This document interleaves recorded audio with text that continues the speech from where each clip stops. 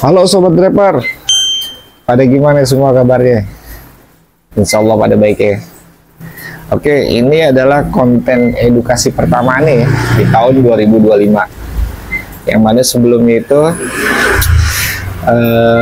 ada maraton tuh untuk mengetahui cek ombak mengenai pergerakan traffic orderan, khususnya di periode liburan Nataru kemarin ya.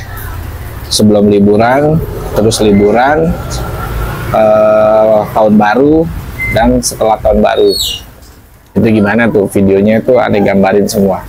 Dan sekarang udah masuk fase mau agak normal. Prediksinya minggu kedua udah mulai oke lagi gitu, high traffic lagi. Permintaannya lebih tinggi lagi nanti di minggu kedua. Oke teman-teman, di konten kali ini Anda itu mau membahas materi mengenai hasil perdebatan atau obrolan sesama driver terkait mod aplikasi. Tapi ini dari segi esensialnya, haram apa enggak. Dan ini adalah hasil dari konten ini, maksudnya adalah hasil dari perdebatan atau pembicaraan saya dengan pengguna mod, tapi aplikasi lain ya, bukan mod aplikasi taksi driver. Dan esensialnya hampir sama, maksudnya ikhtiarnya kan sama-sama aplikator ojol di jalan. Jadi kita ngebahas dari segi globalnya nih, itu hukumnya gimana gitu, dan apa pengaruhnya nanti buat ke arah kerjaan kita. Oke, jangan kemana-mana ya. Yang belum subscribe di subscribe, terus yang belum like di like, jangan pelit like dong, di like ya kali aja. Kalau ente like, konten ini bisa disupport dengan YouTube, direkomendasikan ke orang-orang yang membutuhkan. Oke, jangan kemana-mana, kita lanjut setelah berikut ini ya. Oke Sobat Driver, kita lanjut ngopi, maksudnya di luar masih hujan, jadi Anda sempatkan bikin konten aja dulu ya, sekalian nunggu kondusif.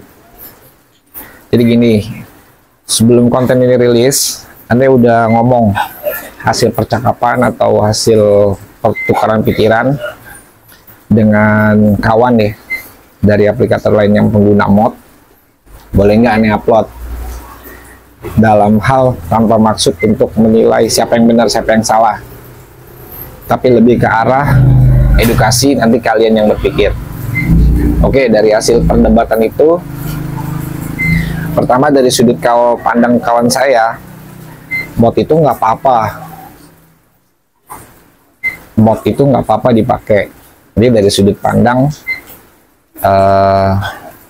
kawan saya ya, aplikator lain, dengan alasan kalau ada cara yang lebih mempermudah kita bekerja, kenapa nggak digunakan? Contohnya, kalau ada kita mau menebang pohon, ini analogi dia ya. Kalau kita ada mau menebang pohon,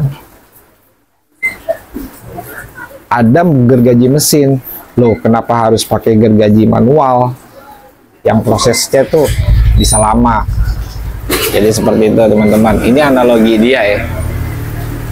Terus ada lagi dia berpendapat, dan itu hukumnya halal-halal aja, karena kan kita ada proses bekerjanya juga, ada ikhtiarnya juga gitu, dan itu kita juga kerja keras, nggak berpikir ente yang pakai mod ya tinggal lonceng-lonceng kaki aja orderan masuk. Kita juga sama bekerja keras, artinya ada segi ikhtiarnya juga.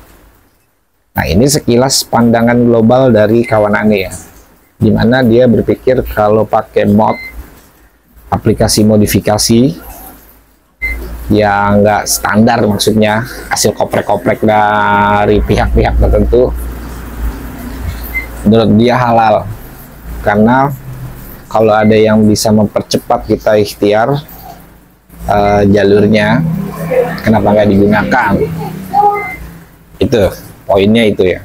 Terjadilah perdebatan dengan saya yang dari dulu memang dibilang anti ya juga enggak, dibilang pengguna juga enggak gitu. Karena masing-masing punya pola pikir dasar dan masing-masing punya knowledge, ilmu pengetahuan tentang apa yang boleh dan apa yang enggak. Terjadilah pertukaran pikiran ya teman-teman. Pertukaran pikirannya adalah yang pertama Ani bilang, kalau dia kan nanya balik nih ke saya, kalau menurut pandangan lu gimana ya Mod? Ani langsung straight to the point, itu haram. Terjadilah perdebatan, loh gimana haram, kan tadi Ani udah bilang kalau ada lebih cepat ngapain pakai yang lama gitu, kalau ada yang lebih mempermudah ngapain pakai yang memperlambat gitu. Ani to the point, straight, itu Ani bilang itu haram. Alasan yang pertama haram adalah kita semua bekerja atau di dunia ini apapun punya aturan. Kalau ente ada aturan gitu di break, ditabrak, itu aja udah menyalahi aturan. Makanya ada hukum, ada kodeks, ada undang-undang, nah, semua itu adalah aturan.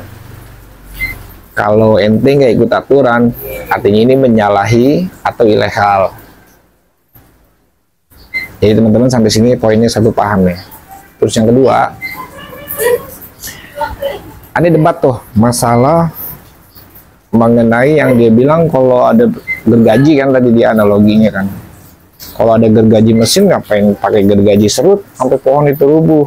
Dengan adanya gergaji mesin kan cepat jatuh pohonnya. Begitupun kita bekerja, kalau ada yang bisa cepat ngapain pakai cara yang lama.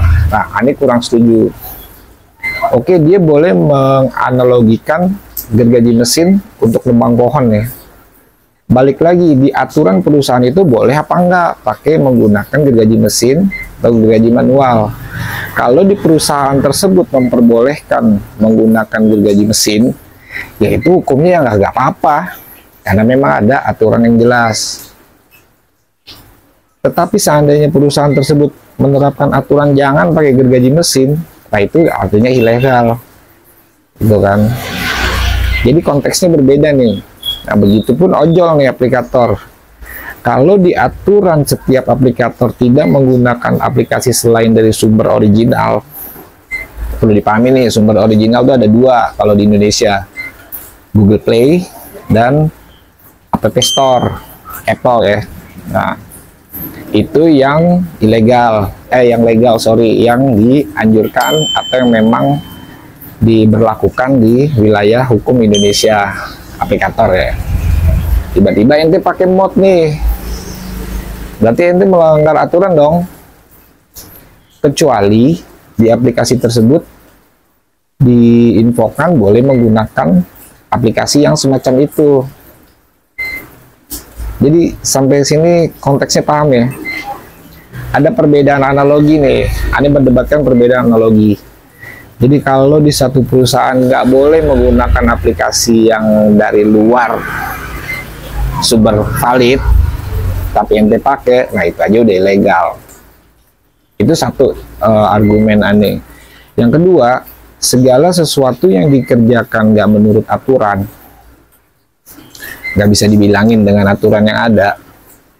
Apalagi ini menyangkut ikhtiar ya, duit buat makan anak bini, dan ente menyalahi aturan dalam mencari ikhtiar, itu bisa dikategorikan hukumnya ya haram lah hasilnya. Karena kenapa? Ente bekerja melanggar aturan dan dapat rezekinya itu perlu dipertimbangkan gitu. Karena nggak sesuai aturan yang berlaku, ente pakai aplikasi jenis lain yang harusnya dipakai standar oleh pengguna lain, bersaing dengan cara fair. Sampai sini titik poinnya paham ya? Jadi ini debat itu mempengaruhi hasil halal dan haramnya mengenai hasil yang ente dapat. Terus dia bilang, kawan Ani ini bilang, kalau masalah itu mah ya, Allah kan maha pengampunnya. Maha Pengasih, dan juga dia tahu kondisinya ini lagi sulit. Terus kita pakai jalan permudah, ya insya Allah mah nggak apa-apa, memang itu urusan Tuhan gitu. Ini yang perlu dilurusin teman-teman. Udah Anda pernah bilang ya di video yang ini nih, kalau kita itu cari uang yang halalan toiban kan. Memang benar, Allah itu maha pengampun gitu. Ente tobat, terus setiap dapat rezeki ente istighfar dari cara yang itu ya, cara mod ilegal. Tapi efeknya teman-teman, oke dosa ente dia hapusin, misalkan diterima dijabah dari pakai mod itu, dapat rezeki haram nih. Pertanyaannya adalah, ente kan kasih makan anak nih, kasih makan bini. Nah itu yang berbahaya, karena saripati dari makanan, dari nutrisi yang dari hasil yang haram itu bahaya teman-teman. Bisa ngeracunin atau bisa membuat tabiatnya yang jahat, karena dari hasil yang nggak standar, yang nggak seharusnya gitu, nggak sesuai aturan. Yang lain pada kerja keras dengan aplikasi standar, tiba-tiba ente meroket dengan aplikasi yang di luar aturan. Jadi poinnya adalah dari diskusi obrolan santai di taman ya waktu itu, terjadi perdebatan masalah halal dan haramnya modifikasi aplikator. Balik lagi nih, aneh nggak pernah nyuruh ente bagaimana kan, karena udah makhluk dewasa semua. Nah khususnya di taksi driver, di video yang tadi juga nih udah infoin, kita itu bayar teman-teman, gak gratis nih. Jadi prioritas itu bayar. Jadi kalau ente macem-macem ke PN sayang. Ini cuma pesen itu doang, nggak pernah nyuruh jangan nggak pakai mod, nggak pernah kan. Lebih cenderung ke arah preventif, mencegah daripada udah kejadian ribet. Karena nggak ada toleransi bagi-bagi gituan, nggak ada surat perjanjian ente bisa buka lagi, nggak ada. Karena driver jumlahnya udah banyak ya, ente macem-macem nggak kayak dulu masih dipertahanin, sekarang udah di-cut-cutin aja karena pendaftaran juga buka terus ya, hati-hati.